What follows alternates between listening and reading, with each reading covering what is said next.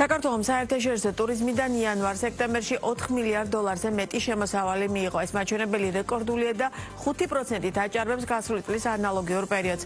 ყველაზე დიდი ზრდა ევროკავშირის ქვეყნებიდან, დიდი ბრიტანეთიდან და ისრაელიდან დაფიქსირდა. როგორ აფასებს ტურიზმის სექტორი გასულ პერიოდს და როგორ ემზადება ზამთრის სეზონისთვის თემას სტუმართან მენეჯმენტ კომპანია HSC Group Hospitality დირექტორთან გიორგი ტოლიძესთან ერთად გავაგრძელებთ. მოგესალმებით, მადლობა გარცემაში სტუმრობისთვის. მაჩვენებლები საკმაოდ შთამბეჭდავად გამოიყურება, ყოველ შემთხვევაში ოფიციალური სტატისტიკა ასეთია. თავად სექტორი თუ გრძნობთ აი ამ სტატისტიკას. მოგესალმებით, მადლობა მოწვევისთვის. ყველაზე სასიხარულო ჩემთვის ეგაა, რომ დამაჯერებელ შედეგებთან და საამაყო ციფრებთან ერთად ამას კერძო სექტორის გრძნობს და კონკრეტულად ჩვენ შემთხვევაში, რასაც აღნიშნავდით აქამდე, ეს იყო ის ესე ვთქვათ გადაჭარბებული შედეგები, ვიდრე იყო მოლოდინები თავიდან სეზონთან მიმართებაში. ჩვენ აპრილიდან ფაქტიურად გაგვიხანგრძლივდა ესე ვთქვათ მაღალი სეზონის მანიშნებლები, გქონდა 92%-იანი დატვირთულობა აპრილიდან მოყოლებული დღევანდელ პერიოდამდე და ეს ციფრები და ეს შედეგები გაგრძელდა ზაფხულშიც? ეს სტაბილურად გაგრძელდა ზაფხულში, არანაკლებ 90% დატვირთულობა, რომელიც ციფრიც ნარჩუნდება ასევე ოქტომბრის ბოლომდე და იმედი გვაქვს, რომ შარშანდელ თქვათ ზამთრის პერიოდთან შედარებით წლევანდელი ანალოგიური პერიოდი იქნება დაახლოებით 8-10%-ით უფრო მაღალი, ვიდრე ეს გვქონდა 2024 წელს და ამ ყველაფერს ისე ვის მოლოდინები და ის ესე ვთქვათ ფორკასტი და გაკეთებული ჯავშნები გვაძლევს იმის საშუალებას, რომ თქვათ და დავეყრდნოთ იმ მოლოდინებს, რასაც 10%-იანი ზრდა ქვია. რა არის მთავარი განმაპირობებელი ფაქტორი აი ასეთი ზრდის და ასეთი მაჩვენებლების, იმიტომ რომ წლის დასაწყისი საკმაოდ რთული იყო მთლიანად სექტორისთვის. კი ბატონო, წლის დასაწყისის სირთულებიდან გამომდინარე და მის მიუხედავად საბედნიეროდ მაინც იყო პატარა ზრდა, რაც არის 5-დან 7%-მდე ჩვენ შემთხვევაში გასული წლის ანალოგიურ იანვარ-მარტის პერიოდთან მიმართებაში. განმაპირობებელი ფაქტორი არის ის, რომ ძალიანაა გააქტიურებული როგორც კერძო, ასევე სახელმწიფო სექტორი. ძალიან ბევრი ორგანიზაცია, ბევრი ტურისტული კომპანია, ბევრი სასტუმრო მუშაობს იმ ყველაფერზე გუნდური პრინციპით, რომ გაიზარდოს ესე ვთქვათ ტურისტების შემოდინება საქართველოში, გავიდნენ ახალ ბაზრებზე, მიიღონ მონაწილეობები ახალ გამოფენებზე და ესე ვთქვათ შემოიყვანონ უფრო სხვადასხვა დივერსიფიცირებული ტურისტები. ამ ყველაფერს დამატებით უფრო სახელმწიფოს მხრიდან ხელს უწყობს ისევ და ისევ გახსნილი ბაზრები და ახალი ფრენები, რომელიც ჩვენ ნახეთ 2025 წლის გაზაფხულზე იყო ეგრეთ წოდებული ბუმი, როდესაც დაგვემატა დაახლოებით 13-დან 15 პირდაპირი რეისი საქართველოს მიმართულებით სხვადასხვა ქვეყნებიდან, როგორიც იყო ინდოეთი, ჩინეთი, ევროპის სხვადასხვა მიმართულებები, ბრიტანეთი, რამაც ცალსახად იქონია პირდაპირი შედეგი და გავლენა იმ ნაზართ ციფრებზე, რასაც დღეს ჩვენ სიამაყით ვუყურებთ. ეს ყველაფერი გაცილებით უფრო მე მჯერა, რომ კიდევ უფრო მეტ შედეგს გამოიღებს 2026 წლისთვის და განსაკუთრებით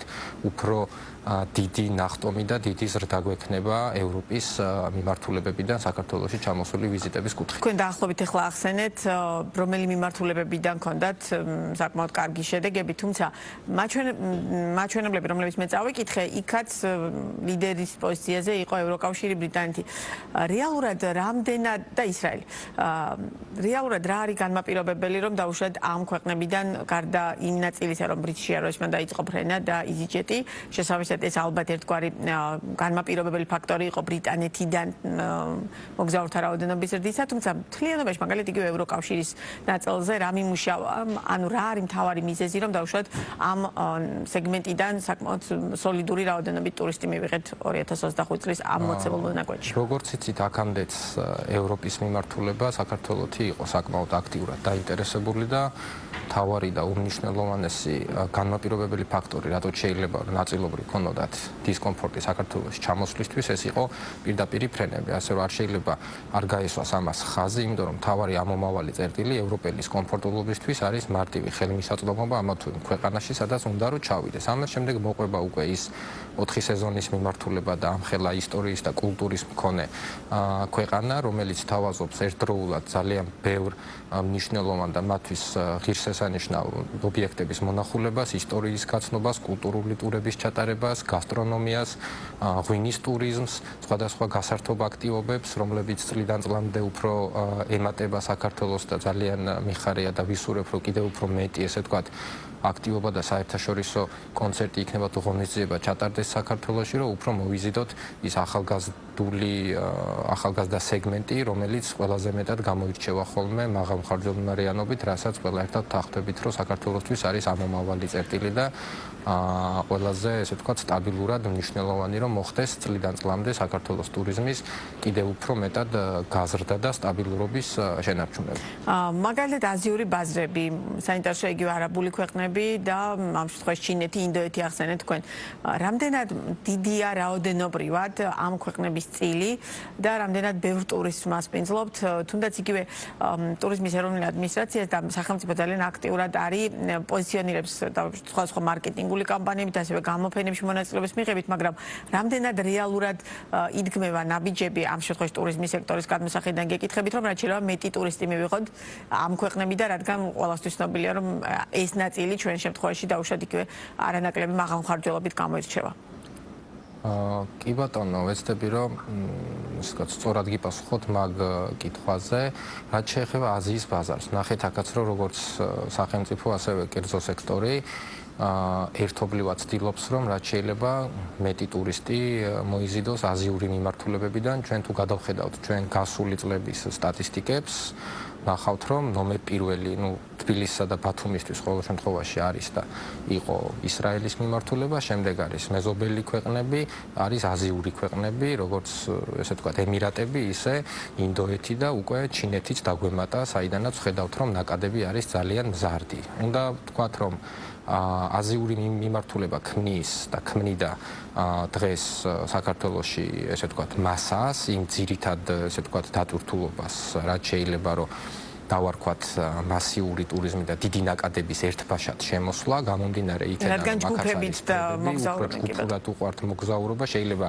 უმეტესი თუ არა რაღაც ძირითადი ნაწილი თუ გამოირჩევა დაბალმხარჯვებულნარიანობით, სამაგიეროდ უყვართ ჯგუფურად ვიზიტები და ეს არის უკვე მოცულობაში სხვანაირად გამოხატული ციფრები. შემდგომ ამას ისიც ადასტურებს, რომ ძალიან ბევრი ტურისტული კომპანია ერთდროულად, როდესაც იხსნება ახალი ბაზარი, ჩადის თბილისიდან გამოფენებზე და ცდილობს, რომ მათი ტურპაკეტები მიაბან იმ პირდაპირ ფრენებს, რომლებიც დაემატა. და ეხლა წარმოიდგინეთ, აქამდე, როდესაც მაინც წამყვანი მიმართულება და ზოგად ჭრილში მასა ეკავა აზიურ მიმართულებას, მას შემდეგ კიდევ უფრო გაიზრდება, როდესაც ემატება პირდაპირი ფრენები ამა თუ იმ ქვეყნებიდან. და ეს განაპირობებს იმას, რომ საქართველოს ბაზარი არის საკმაოდ დივერსიფიცირებული, აქვს პრიორიტეტად ევროპის მიმართულება, მაღალმხარჯვებულნარიანი მიმართულება, თუმცა წლიდან წლამდე რო შეხედოთ, აი თუნდაც როგორც მაღალ, ასევე დაბალ სეზონზე სტაბილურ, ასე ვთქვათ, სწორხაზოვან შემოსავალს და დატვირთულობას ძალიან გვეხმარება, რომ შევქმნათ აზიური ბაზარი და რა თქმა უნდა ამაზე უარს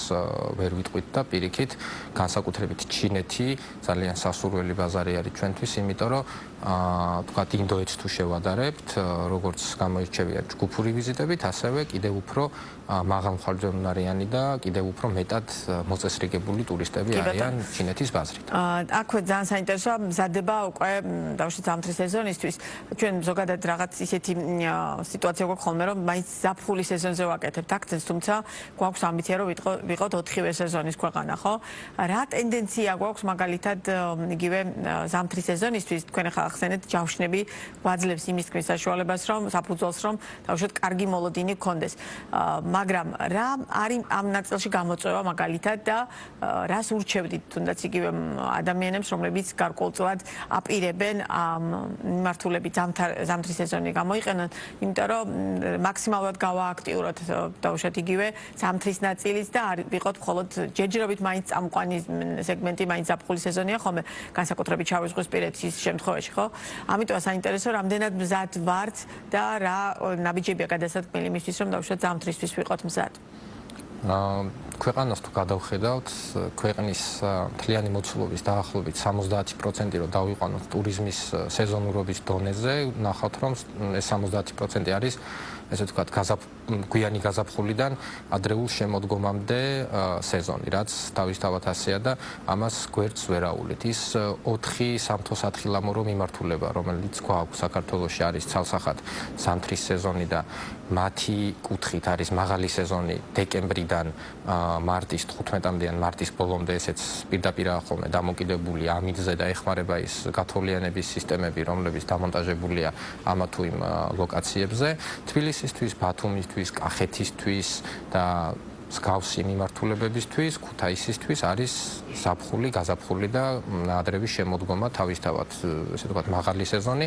დაბალი სეზონი გვეწყება ნოემბრიდან მარტის ბოლომდე, თუმცა აქაც ვცდილობთ, რომ აი ზუსტად ვინც ჩამოდის და მიდის ბაკურიანში, გუდაურსა თუ სვანეთში, ისინი როგორც მინიმუმ 1 ან 2 ღამე მაინც ჩერდებიან ხოლმე და თბილისსა თუ ბათუმს მაინც ავსებენ რაღაც გარკვეული პერიოდულობით. ამიტომაა, რომ დატვირთულობა თუა ზაფხულში და მაღალ სეზონზე 90%, იმ შემთხვევაში გვაქვს 60-დან 70%-მდე, რაც ასევე არის მზარდი. ზამთრის მიმართულებით ჩამოსულ ტურისტს საქართველოში პირველ რიგში სჭირდება, ასე ვთქვათ, მაქსიმალურად მოწესრიგებული ინფრასტრუქტურა, სჭირდება მეტი გასართობი აქტივობები, მეტი კარგი და ესე ვთქვათ თანამედროვე ბრენდული ობიექტი ამა თუ იმ სამთო-სათხილამურო კურორტზე, რომ იყოს როგორც ესე ვთქვათ საჯარო ინფრასტრუქტურა უფრო კიდე მეტად მოწესრიგებული, ასევე სასტუმროს ინფრასტრუქტურა და შესაბამისი დონე, რომ ნებისმიერი სახის ტურისტი იქნება თუ სხვა სახის დანიშნულების ვიზიტორი შეძლოს უფრო მეტი არჩევანის გაკეთება თუ სად წავა და სად გაათევს მისთვის გამოყოფილ ღამეებს. და ჩვენი საუბრის ბოლოს მაგალითად თქვენ ძალიან ისეთი წარმომადგენლობითი ჯგუფი, რას თავაზობთ ჩამოსულ ტურისტებს, რა სიახლეებს თავაზობთ ამ კუთხით, რომ დაუშვათ საქართველოთი კიდე უფრო მეტად დაინტერესდნენ და გარდა დაუშვათ სახელმწიფო პოზიციონირებისა, გამოფენების და შემდგომ მათ შორის ახსენეთ, რომ თავად კომპანიები ჩადიან და ფრენებთან და მის ფრენებზე მიმასწილებენ. რას აკეთებთ კერძო სექტორი ამ შემთხვევაში თუნდაც თქვენს მაგალითზე, რომ რაც შეიძლება მეტი ტურისტი მოვიზიტოთ საქართველოში? კერძო სექტორი ამ წელს კიდევ უფრო მეტად თამამი ვართ, ასე ვფიქრობ, როდესაც შეგიძლია პარტნიორს ესაუბრო და ზურგს გიმაგრებს ის პირდაპირი რეისები და მარტივი ხელმისაწვდომობა, მაქსიმალურად ვცდილობთ, რომ უფრო მეტი დამაჯერებლობით დავარწმუნოთ იმაში, რომ საქართველო არის მათთვის და უნდა გახდეს ერთ-ერთი ტოპ მიმართულება, რადგან საქართველოს თავაზობს იმ სხვადასხვა სახის სერვისებს, რომლებიც მათთვის არის ყველაზე მნიშვნელოვანი და საინტერესო და მათთან არის ყველაზე ახლოს. ყოველდღიურ რეჟიმში ვცდილობთ, რომ ვიმუშაოთ აქტიურად ტურისტულ კომპანიებთან, რადგანაც ჩვენი, როგორც ესე ვთქვათ, სასტუმრო ერთეულ სასტუმრო დრო ავიღოთ, წარმოუდგენელია და განუყოფელი ნაწილი არის თვითონ ტურისტული კომპანიების გარეშე, ვერანაირად ვერ ვიმუშავებთ მაქსიმალურად. ეს სქემა მუშაობს, ანუ სასტუმრო ტურისტული კომპანიები დანარჩენი მომსახურე სეგმენტები. ეს არის ის განუყოფელი ნაწილი, როგორც თქვით, ბიზნესის, სადაც ტურისტული კომპანია ვერ იქნება სასტუმროს და სასტუმრო ვერ იქნება ტურისტული კომპანიის გარეშე. ამიტომ ორივე მხარე ძალიან ვართ აქტიურად დაკავებული სწორი ფასების ფორმირებაში, სწორი შეთავაზებების გაკეთებაში. ჩვენის მხრივ ვიღებთ იმაზე პასუხისმგებლობას, რომ ჩვენთან მოყვანილი მათი თუ პირდაპირ მოსული სტუმარი იყოს მაქსიმალურად კმაყოფილი და ამის განსაზღვრელი არის ის, რომ ფასების კორექტირება მოგიწიათ გაძვირების კუთხით? ჩვენ და პირადად ჩემი პოლიტიკა გუნდთან ერთად და გუნდის რომ წლიდან წლამდე ჩვენი ბიუჯეტი საფასო პოლიტიკის უნდა იცდებოდეს 10%-ით და ამას ვასრულებთ. ეს დაუშვათ რა ფაქტორზეა ეს დამოკიდებული ეს ზრდა და რატომ არის მნიშვნელოვანი ამის ზრდა სასტუმროსთვის მნიშვნელოვანია, იმიტომ რომ საოპერაციო ხარჯიც არის მუდმივად ასე თუ ისე მზარდი, თანამშრომელიც კმაყოფილი უნდა გყავდეს და აუცილებლად უნდა შეეცადოს პასუხისმგებლიანი კომპანია, რომ წლიდან წლამდე გაზარდოს სახელმწიფო ბიუჯეტი, დამატებით წამახალისებელი პროგრამები და ასე შემდეგ და მეტიც რო ვთქვათ, სასტუმროს აქვს შეზღუდული გასაყიდი რესურსი ნომრების ფონდით და თუ არ გაზარდე ფასი, ვერ გაზრდი სხვანაირად მოგებას, იმიტომ რომ ვეღარ გაზრდი საფონდე ნომრების ფონდს ბოდიში და მუდმივად ვცდილობთ, რომ უზრუნველყოთ მაღალი ხარისხის სერვისი, რომ იყოს სტუმარი კმაყოფილი, ამას ადასტურებს ის დაბრუნების რიცხვი, კოეფიციენტი. თქვათ, რამდენი სტუმარი წლიდან მეორე წლამდე ბრუნდება ჩვენთან და არის ხოლმე 7-დან 10%-მდე. ესეც რაც არის მზარდი და ძალიან საამაყო და სასიხარულო ყველასთვის. ძალიან დიდი მადლობა საინტერესო საუბრისთვის, წარმატებებს გისურვებ და ბუნებრივია სიამოვნებით იმას ვინცლებთ სხვა დროსაც ბიზნეს პარტნიორის პირდაპირ ეთერში გიორგი დოლიძე საუბრობდა.